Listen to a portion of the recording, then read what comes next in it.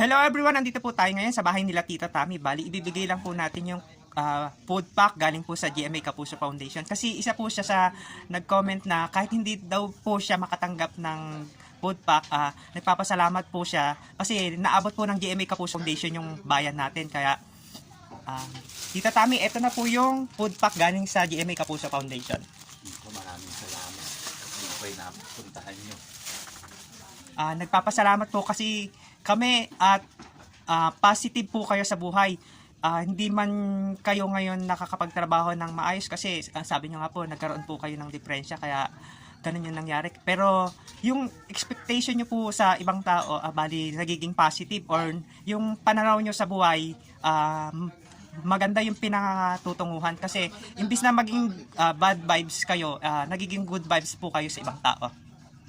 Yun lang naman kasi talaga ang dapat wala ng mga, alam mo na yung mga comment na hindi karapat-dapat. Ang dapat na lang kasi talaga dapat i-supportahan nyo. Kung sino man yung tao na namumuno para sa susunod, maraming supportahan. Mas maraming matulungan, yun lang naman ang Saka malay nyo, isang araw, sa inyo naman yung grupo nila.